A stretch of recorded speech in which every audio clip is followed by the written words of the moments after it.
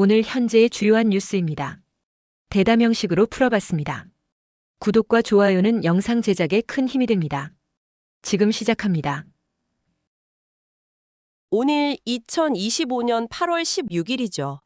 알래스카에서 지금 미국과 러시아 정상이 만나고 있는데 전 세계가 이걸 주목하고 있습니다. 네, 맞아요. 이게 그냥 단순한 회담이 아니잖아요.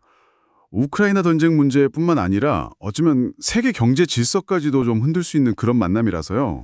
그렇죠.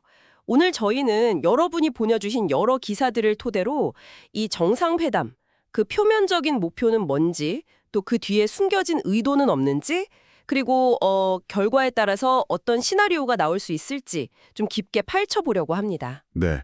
그리고 이게 다 연결되어 있거든요. 중국 경제 상황이라든지 또 미국 연준의 고민, 미국 안에서의 어떤 정책 변화들 이런 것까지 싹 엮어서 여러분이 이 복잡한 판을 좀 명확하게 보실 수 있도록 도와드릴게요. 좋습니다. 그럼 먼저 알래스카 현장 분위기부터 좀 짚어볼까요?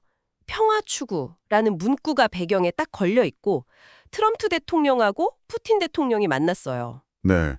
뭐랄까 트럼프 대통령은 역시 그 협상가로서의 모습을 보여주고 싶을 테고 푸틴 대통령은 이제 국제사회에서 좀 고립된 걸 벗어나서 실리를 챙기려는 그런 모습이 강해 보이죠. 근데 좀 아이러니한 게 정작 전쟁 당사자인 우크라이나 젤렌스키 대통령은 이 자리에 없다는 거예요. 바로 그 점이 중요합니다. 푸틴 대통령의 진짜 속내는 우크라이나 문제 마무리 이거 자체보다는 오히려 미국하고 관계를 좀 새로 만들고 서방 동맹을 약간 흔들어 보려는 더 큰 그림일 수 있다는 거죠. 아, 관계 재설정? 네. 특히 러시아 경제사절단이 같이 갔다는 점 이거 주목해야 하는데요. 북극 항로 공동개발 같은 경제협력 카드 같은 걸 내밀 수도 있다는 신호거든요. 북극 항로요? 그게 러시아한테는 꽤 중요하죠. 그럼요. 북극해를 통해서 아시아랑 유럽을 잇는 새로운 길이니까 러시아로서는 굉장히 공을 들이는 프로젝트죠. 경제적인 실리도 크고요. 트럼프 대통령 개인에게도 이번 회담이 뭔가 좀 다른 의미가 있을까요? 물론이죠. 만약에 여기서 진짜 극적으로 종전합의를 이끌어낸다. 그럼 노벨 평화상? 이런 정치적이고 개인적인 영광을 얻을 수 있다는 분석도 있어요.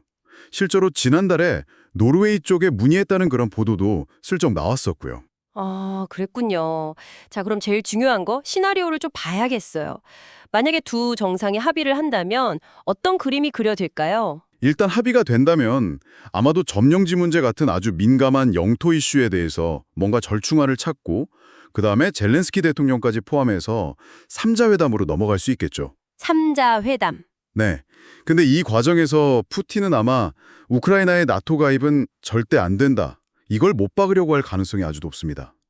지정학적으로 보면 또 미국이 러시아랑 관계를 좀 풀면서 장기적으로는 중국을 견제하려는 그런 밑그림도 있을 수 있고요. 그럼 시장은 바로 반응하겠네요. 합의 소식이 나오면 일단 불확실성이 좀 없어지니까 국제 유가는 좀 떨어지고 대표적인 안전자산인 금이나 달러는 약세를 보이겠죠. 맞습니다. 반대로 주식이나 암호화폐 같은 위험자산 쪽으로는 돈이 몰리면서 가격이 오를 가능성이 커지고요. 근데 만약에 협상이 결렬되면요. 완전히 반대 상황이 펼쳐지겠네요. 그렇죠. 180도 달라지죠.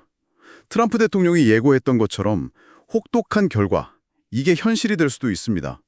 특히 러시아산 원유를 계속 사주고 있는 중국이나 인도 같은 나라들 있잖아요. 네네. 이런 나라들한테 2차 제재, 예를 들면 금융 제재를 한다거나 관세를 더 매긴다거나 이런 게 가능해지는 거죠. 최근에 인도가 러시아 원유 수입 엄청 늘렸는데 여기가 딱 타겟이 될 수도 있어요. 그럼 결렬됐을 때 시장은 또 정반대로 움직이겠네요. 네, 국제 유가는 다시 불안정해지면서 막 출렁일 수 있고요. 안전자산인 금이나 달러는 다시 강세로 돌아설 가능성이 높죠. 주식 같은 위험자산은 전반적으로 좀 떨어지겠지만. 근데 변수가 있잖아요. 그렇죠. 전쟁이 더 길어질 거라는 우려가 커지면 방위산업 관련 주식들 이런 것들은 오히려 오를 수도 있습니다.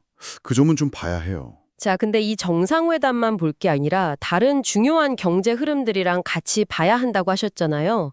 어떤 것들이 있을까요? 네, 맞아요. 이게 다 연결돼 있거든요. 예를 들어서 중국 경제를 보면 지난 7월 지표들이 좀 안 좋았어요. 공장 생산도 그렇고 소매 판매, 부동산 가격 다 좀 둔화되는 모습이라 불안감이 좀 커지고 있고요. 미국하고 중국 사이의 관세 문제도 여전히 있고요. 미국 내부 상황도 만만치 않죠. 연준 같은 경우는 지금 인플레이션은 잘 안 잡히는데 고용은 또 둔화될 조짐이 보이니까 이러지도 저러지도 못하는 상황 아닌가요? 정확합니다. 특히 트럼프 행정부가 밀어붙이는 관세 정책이 물가에 어떤 영향을 주는지에 대해서 연준 내부에서도 의견이 좀 갈려요. 보먼이사 같은 사람하고 굴스비나 보스틱 총재 같은 사람들하고 생각이 다르죠. 그래서 다음 달 9월에 금리를 내릴지 말지가 되게 불투명하군요. 네, 이게 또 여러분의 대출이자라든지 투자 결정에 바로 영향을 주는 거니까 중요하죠. 그리고 국내 정책에서도 뭔가 좀 변화가 있는 것 같아요. 오늘 워싱턴 DC 정부가 소정을 냈다고요? 경찰 통수권 문제로요? 네, 그게 있었죠.